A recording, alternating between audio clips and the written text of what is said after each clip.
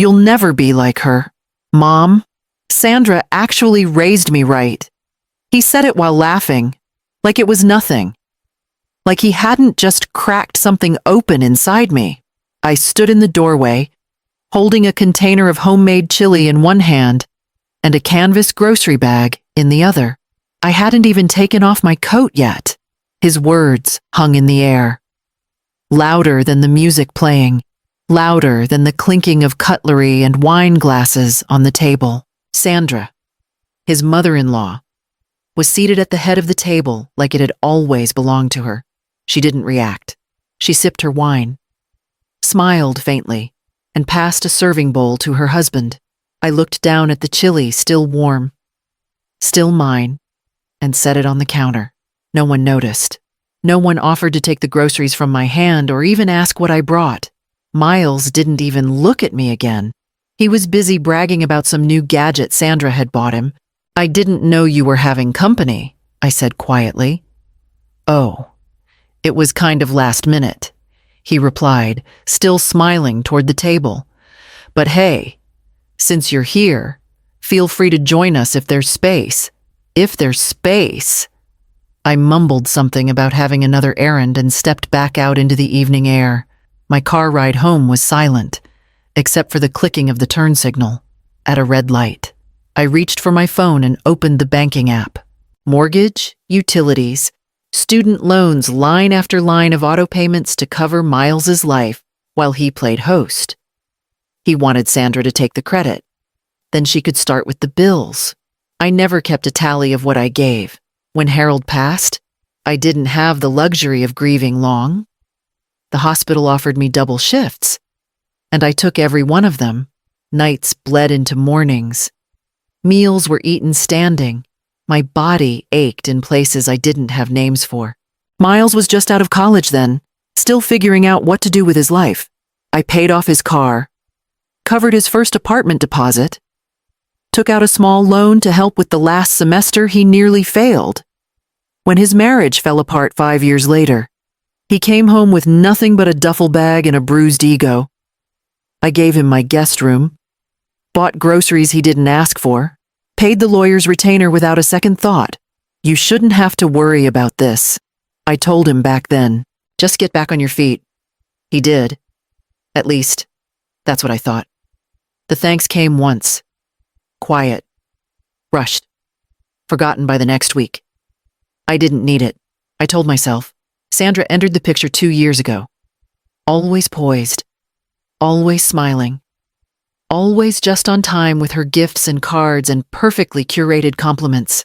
She hosted brunches in her backyard under string lights and hanging planters. People called her elegant, thoughtful. Miles started quoting her like she was scripture.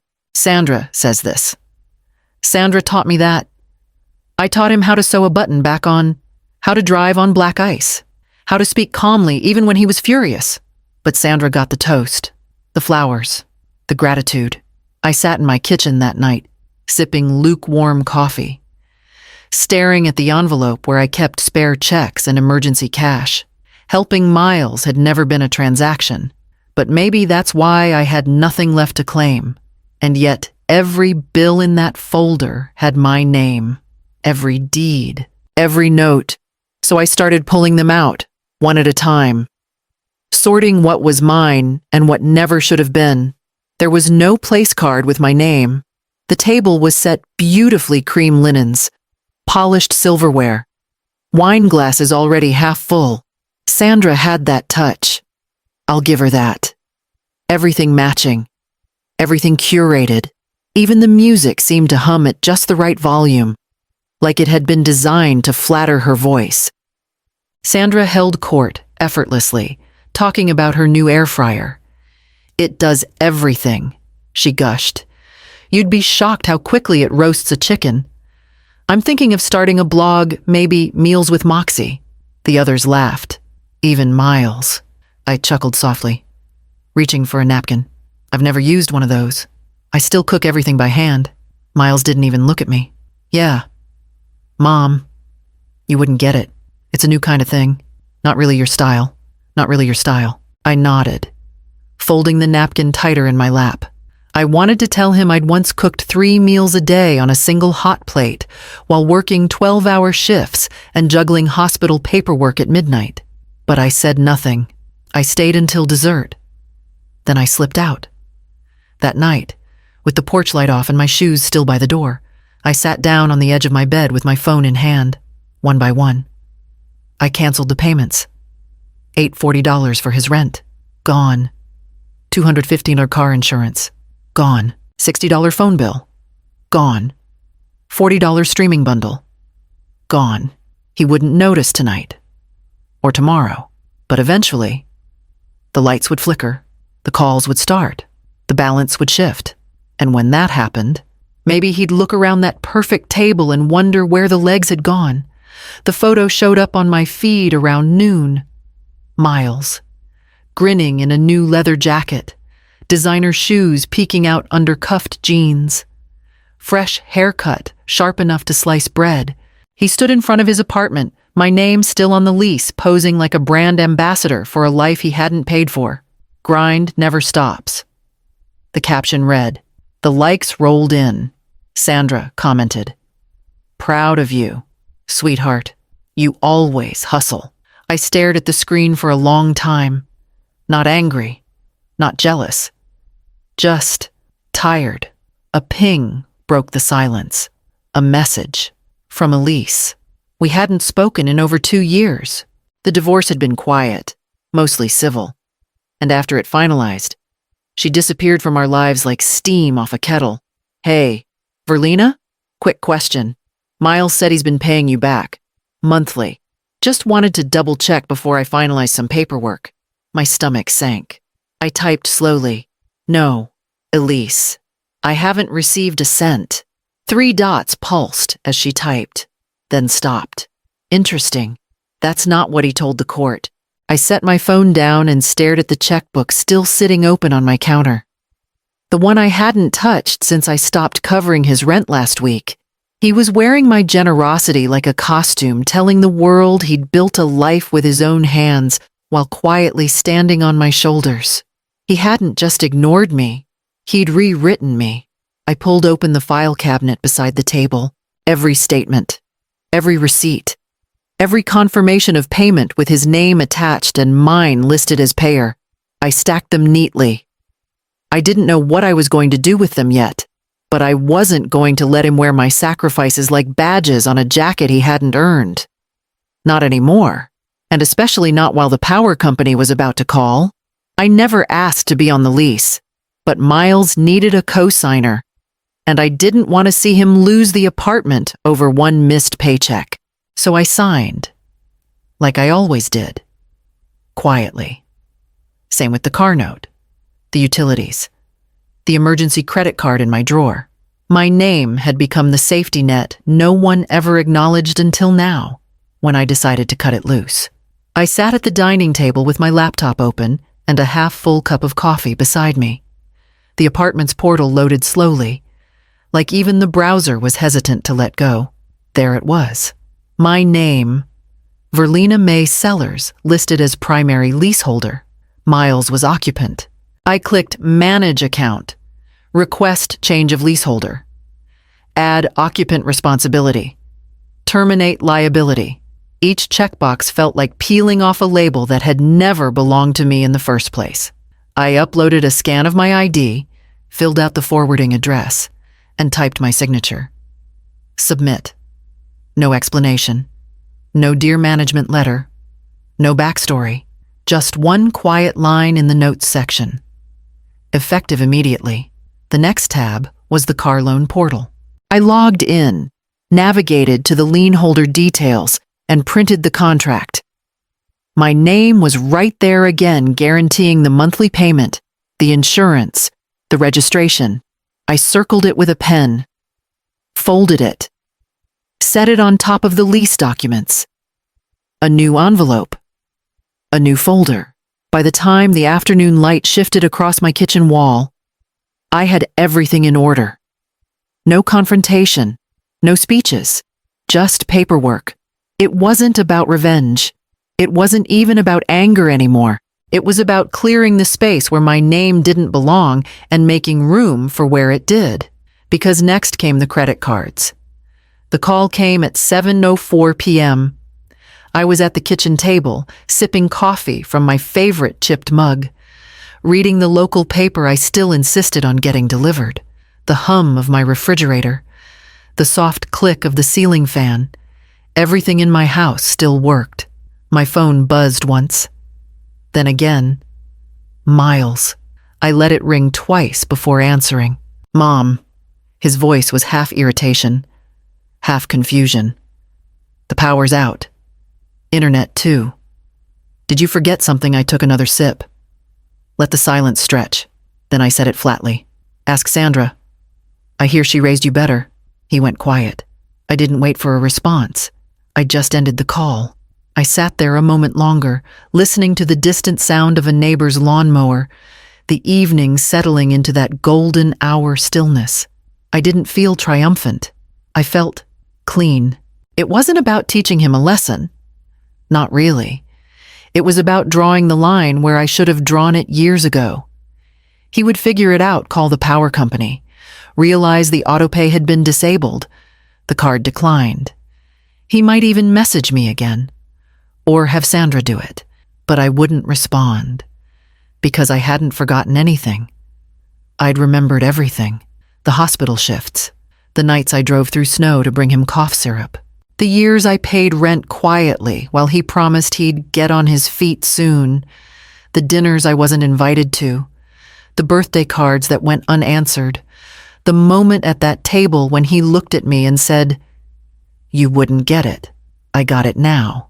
And tonight, as his apartment slipped into darkness, I knew this was the beginning of him learning how to light a room on his own, because I wouldn't be flipping the switch back on. He knocked twice soft, like he didn't really want to be there. I already knew it was him.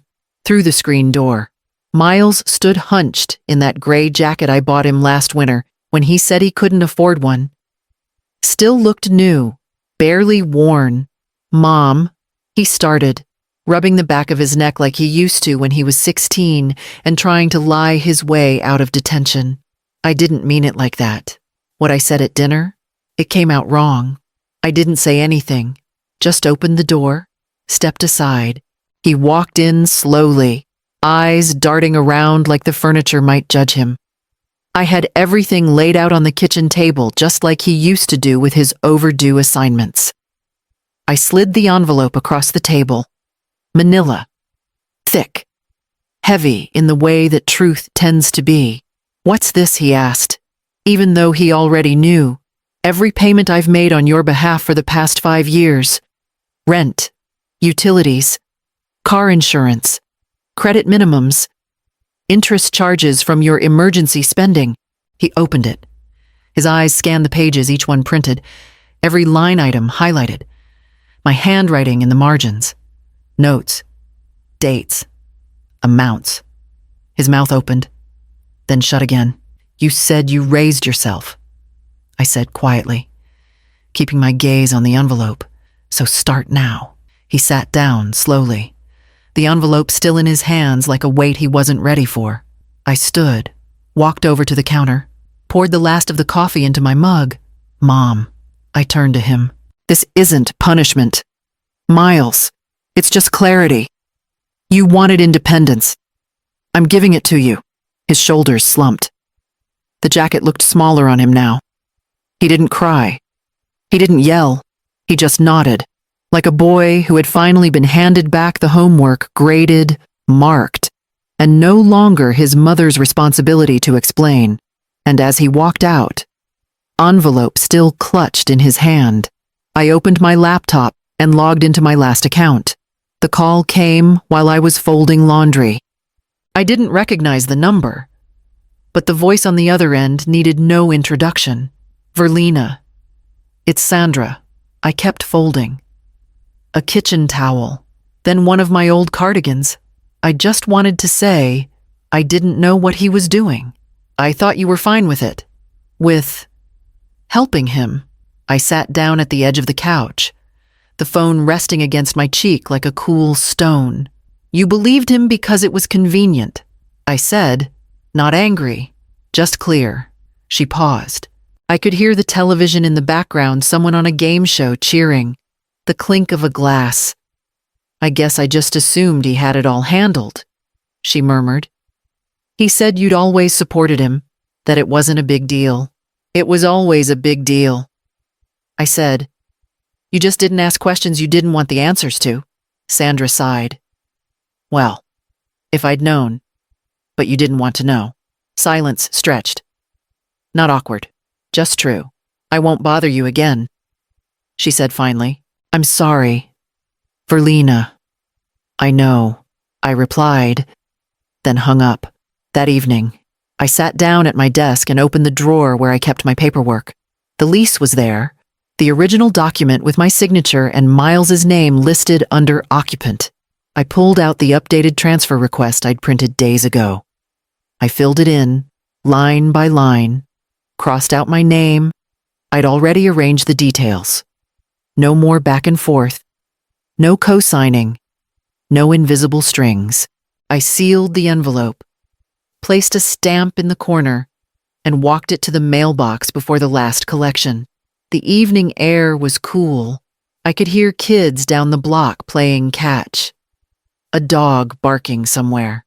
As I slipped the letter into the slot, I felt something I hadn't in years weightless, and when I turned back toward the house, I knew what I needed to do next. The coffee was hot, dark, and exactly the way I liked it. No cream, no sugar, no explanation.